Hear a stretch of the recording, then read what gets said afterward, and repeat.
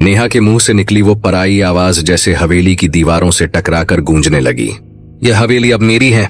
संध्या ने बेटी को जोर से पकड़ा। नेहा, नेहा होश में आओ। लेकिन नेहा जैसे बेहोशी में थी।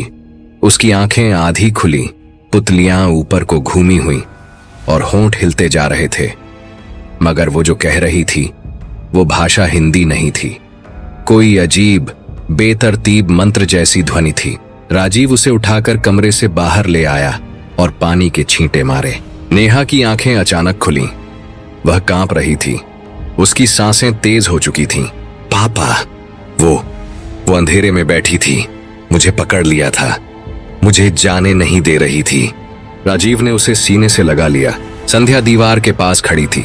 सन्न, सुन्न, वह धीरे से बड़बड़ाई। उसने खुद कहा, यह हवेली मेरी है। अगले दिन सुबह होते ही सब कुछ सामान्य लगने लगा। नेहा सामान्य थी, जैसे कुछ हुआ ही नहीं, लेकिन पूरे परिवार में एक असहज चुप्पी थी। राजीव ने सोचा, शायद ये सिर्फ मानसिक दबाव है। नया घर, अजनबी माहौल। वह घर की मरम्मत का सामान लेने शहर चला गया और पीछे रह गईं संध्या, नेहा और अंकित। संध्या ने सोचा कि हवेली को अच्छे से समझने के लिए उसके हर कोने की सफाई करनी चाहिए। वो सीढ़ियों के नीचे एक छोटी सी लकड़ी की अलमारी खोल रही थी। तभी अंदर से एक झंकार की आवाज आई। Thin thin. वो चौंकी। आवाज जैसे किसी घंटे की थी, लेकिन न तो हवेली में मंदिर था, न ही कोई घंटी। उसने अलमारी के पीछे की दीवार पर ध्यान दिया। वहां हल्की सी दरार थी। उसने दीवार पर हाथ फेरा और एक छुपा हुआ लॉक महसूस हुआ। लॉक दबाते ही दीवार एक तरफ सरक गई और संध्या को एक संकरा रास्ता दिखा। अंधेरा, सिर्फ सीलन की गंध और गहराई का एहसास। उसने मोबाइल की टॉर्च ऑन की और आगे बढ़ी। रास्ता तहखाने की ओर जाता था। तहखाने में धूल, जाले और पत्थरों के बीच कुछ लकड़ी के बक्से रखे थे। एक को संध्या ने खोलने की कोशिश की, लेकिन उसमें एक मोटा ताला था। तभी मोबाइल की टॉर्च एक दीवार पर रुकी। वहां खून से कुछ लिखा था। मां को न जगाओ, माया सो रही है। उसके शरीर में ठंड दौड़ गई। तभी नेहा ऊपर से चिल्लाई, मम्मा जल्दी आओ। संध्या दौड़ती हुई बाहर आई। नेहा ऊपर की सीढ़ियों पर खड़ी थी और उसके ठीक पीछे एक परछाई, एक औरत की परछाई। संध्या ने फौरन नेहा को खींचा, पर जब तक उसने दोबारा पीछे देखा, परछाई गायब थी। उसी दिन शाम को गांव की सफाई कर्मी गीता दोबारा आई। संध्या ने उसे तहखाने के बारे में बताया। गीता ने सुना और फिर उसके चेहरे का रंग उड़ गया। आपने तहखाना खोल दिया? हाँ, क्यों? संध्या ने घबराकर पूछा। गीता ने कांपते हुए बताया, इस हवेली में 100 साल पहले एक तांत्रिक औरत रहती थी, माया। वो काली माता की उपासना करती थी, पर उसकी पूजा शुद्ध नहीं थी। वो बलि देती थी, इंसानों की। एक रात उसने अपनी ही बेटी की बलि देने की कोशिश की, लेकिन गांव वालों ने उसे जिंदा जला दिया। तब से माया की आत्मा इसी हवेली में कैद है और उसका कमरा तहखाना ही है। संध्या की सांसें थम गईं। उसकी आंखों के आगे तहखाने का दृश्य घूमने लगा। वो खून, वो दीवार पर लिखा था, माया सो रही है।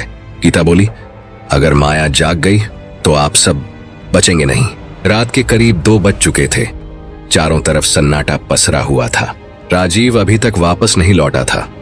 बिजली चली गई थी और हवेली में सिर्फ मोमबत्तियां जल रही थीं। अचानक संध्या की नींद किसी आहट से टूटी। दरवाजा खुला हुआ था। वो उठकर बाहर आई और देखा, नेहा सीढ़ियों पर चुपचाप चल रही थी नींद में। नेहा, कहाँ जा रही हो? नेहा ने कुछ नहीं कहा और चुपचाप सीढ़ियां उतरती रही। संध्या दौड़ी, लेकिन तभी एक झटका लगा, जैसे किसी अदृश्य दीवार ने उसे रोक लिया हो। वो कोशिश कर रही थी, फिर भी आगे नहीं बढ़ पा रही थी।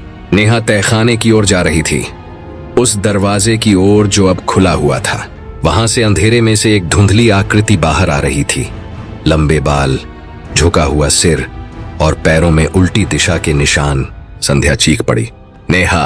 अचानक अंकित ने ऊपर से नीचे छलांग मारी और नेहा को पकड़ लिया, लेकिन लाख कोशिशों के बाद भी अंकित नेहा को रोक नहीं पा रहा था और उसके साथ तहखाने में खींचा चला जाता है। तहखाने में नेहा अंकित को एक जोर से धक्का मारती है। अंकित वहां कोने में रखी एक संदूक से टकरा जाता है और उसी पल वो परछाई हवा में घुल गई। नेहा वहीं जमीन पर गिर पड़ती है और चारों तरफ बस एक डरावनी हंसी के साथ एक आवाज गूंज उठी, तुम मरोगे, सबके सब मरोगे, मैं सबको मार दूंगी। अगली सुबह हवेली जैसे शांत दिख रही थी। राजीव रात में ही लौट आया था, लेकिन जब संध्या ने उसे रात की घटना बताई, नेहा का नींद में चलना, तहखाने की परछाई, तो राजीव ने सिरे से इनकार कर दिया। तुम लोग बहुत थक गए हो, तुम्हें भ्रम हो रहा है, उसने कहा। लेकिन संध्या की आंखों में जो डर था उसे नकारना मुश्किल था। नेहा शांत थी, बहुत शांत।